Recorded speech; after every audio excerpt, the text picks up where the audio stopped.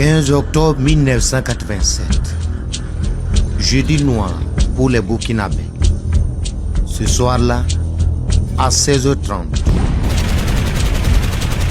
le ciel est tombé sur Ouagadougou. Thomas Sankara et 12 de ses compagnons, comme dans la Bible, sont assassinés et gisent dans une mare de sang. 13 morts, 13 fantômes, des cadavres encombrants enterrés à la va-vite. Pour la besogne des pensionnaires de la maison d'arrêt et de correction de Ouagadougou.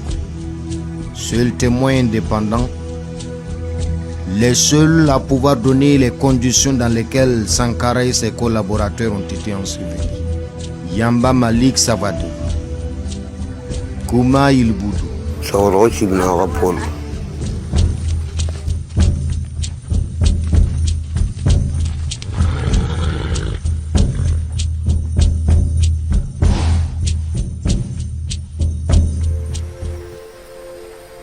Derrière ses paupières, l'histoire d'une nuit infernale, un peu comme celle-ci. Dagnoy. Cimetière à peine visible, ses parties sont enfouies dans une pénombre épaisse. C'est déjà plusieurs heures après la mort de Thomas Sankara et de ses compagnons. L'enterrement s'organise dans la plus grande discrétion. C'est nous-mêmes qui allons aller chercher les corps parce que quand on nous a fait sortir à la maison d'arrêt, arrivé au conseil de l'entente, c'est de là-bas qu'on a ramassé les corps sur le terrain de volley-ball. Et voilà Thomas Sankara, et voilà ses gardes-corps derrière. On les a ramassés là-bas, mettre dans le mausolée avant de prendre les records du conseil de l'entente pour laver le sang pour que ça descende derrière l'université là.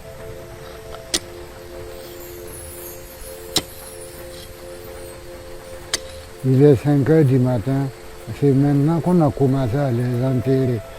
À l'époque, Kouma Ilboudou avait 21 ans. Il n'avait plus remis pied ici après la nuit du 15 octobre 87. Quand on a venu les enterrer, en tout cas vraiment, j'ai vu les jeux et encore, il y a d'autres même qui sont devenus fous. Moi-même, j'ai plus que 3 mois comme ça. Quand je rôle comme ça, je vois le président sur mes yeux. Et si je me lève comme ça seulement, même si je dors comme ça, je vois Thomas Sankara à côté de moi. Il y a le sang, il y a l'œil qui est tombé, tout le monde, il y a d'autres même qu'on a ramassé ici à l'arrivée à la maison d'arrêt. Le pasteur de Saint-Camille est venu nous sauver même, nous soigner un peu, avant qu'on gagne notre santé. 20 personnes pour creuser 13 tombes de 21h à 5h du matin. C'est une corvée méthodique pour aller vite. On enlève 4 ou 5 d'aller là-bas, 2 ou 3 ici d'aller là-bas. Et on nous a partagé comme ça. On a creusé fini. Quand on a creusé fini, on commence maintenant à prendre les corps, venir les mettre dans le trou là. Dernier épisode de la vie du virevoltant capitaine. Sankara est couché, sourd et muet. Les corps, en tout cas, il n'y a pas d'autre. Ce qui est gâté, je crois que c'est une seule personne seulement. Ça, son œil qui est tombé, on a ramassé ça. Celui qui a ramassé s'appelle Madi. Il a ramassé ça pour mettre dans le trou là. Il est devenu fou. Ouais. On l'a même attaché ici avant d'aller à la maison d'arrêt. Séquence traumatisante. Pendant ce temps, l'aurore chasse l'obscurité d'une nuit pas comme les autres. Celle où les fantômes ne dorment pas.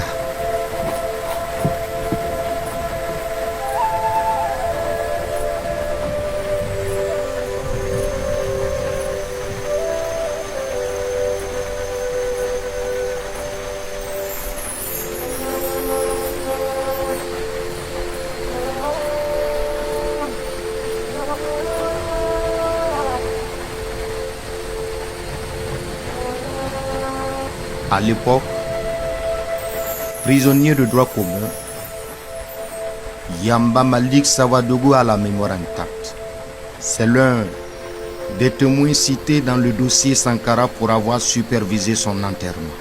Cet admirateur du père de la révolution d'août 83 nous ramène sur les ruines des sépultures des révolutionnaires assassinés. Mais le lieu est aujourd'hui défiguré. Pour les besoins de l'enquête judiciaire, les tombes ont été démolies, les restes des 13 suppliciés exhumés le 25 mai 2015. Effectivement, même des gravats par là. Des gravats au pied d'une dense broussaille. Un morceau de béton porte une écriture indélébile. Comme quoi, Sankara n'est pas un fantôme ordinaire. Si je me retrouve à ces lieux, bon, je me suis dit que c'est aussi la volonté de Thomas. Comme j'ai l'habitude de dire, je ne suis pas obligé que je fasse partie donc, de cette corvée, de cette nuit du 15 octobre. Voilà. Mais peut-être que c'est Thomas qui a voulu un témoin qui puisse justement retracer, expliquer comment la nuit du 15 octobre, en tout cas, à la fin, comment il a été. Impossible d'oublier cette nuit de traumatisme gravé comme dans un disque dur dans son cerveau. Cette nuit-là, Malik Sawadougou a tout vu, a tout compris et a tout su. Moi, je retiens que Thomas n'est pas un homme comme les autres. Avant qu'on le mette dans sa tombe, les deux poings fermés, la bouche bée, mais j'ai l'impression qu'effectivement, qu'il passait un message. Et ce message, bon, j'ai l'impression qu'il dit, continuez la lutte, ne baissez pas les bras, continuez la lutte, continuez la lutte. Au départ, on avait pris l'option d'une fosse commune avant de changer d'avis.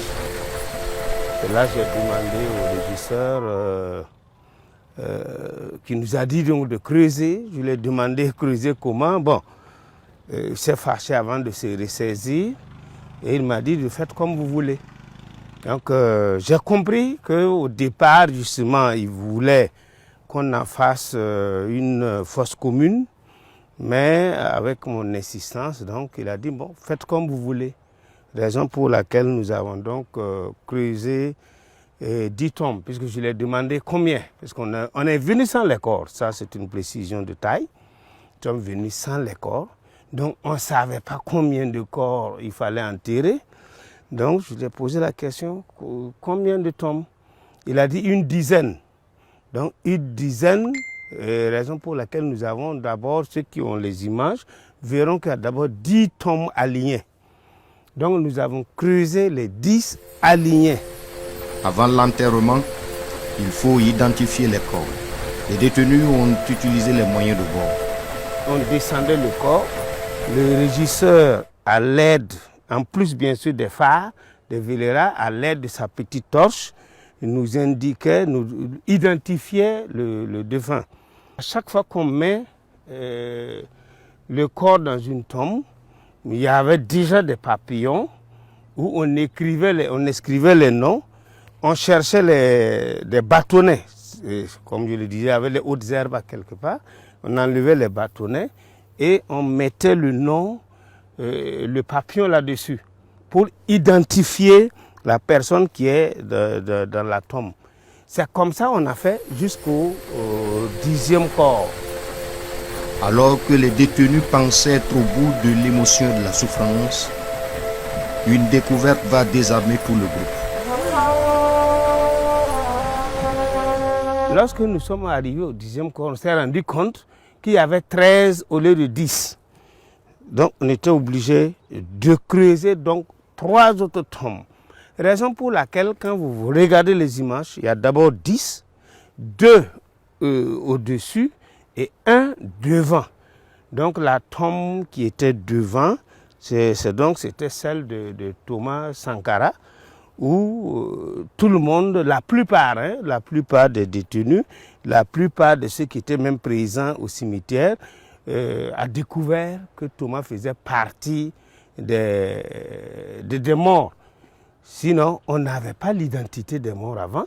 On ne savait pas. Beaucoup de gens, d'ailleurs les militaires, les quelques rares militaires qui nous avaient accompagnés, c'est-à-dire les 2 chauffeurs, même entre eux, pensaient que Thomas était hors de Ouagadougou, qu'il était en mission, hors de Burkina, qu'il était en mission. Un épisode singulier à l'image des conditions d'un enterrement aussi effroyable. Il faut se dire que c'était quand même vilain. Mais il faut dire qu'ils étaient tous identifiables. Ils étaient tous identifiables. Il y avait du sang partout. Nous les avons enterrés sans gants. Il y avait du sang partout. Il n'y a vraiment pas à douter si c'était Sankara ou pas pour exhumer le corps.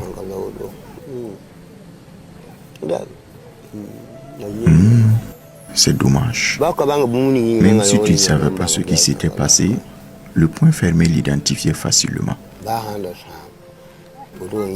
Même mort, le point fermé permettait de le reconnaître.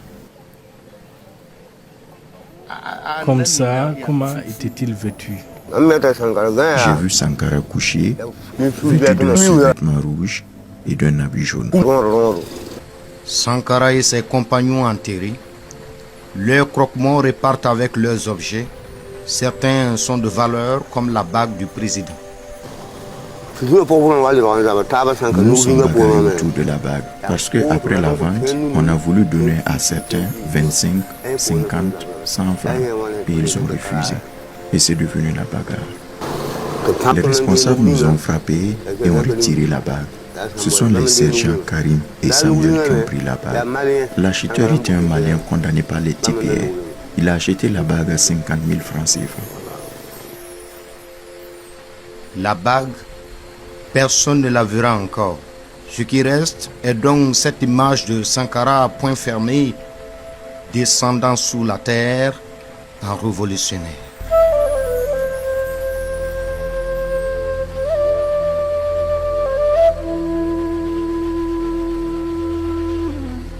C'est un choc.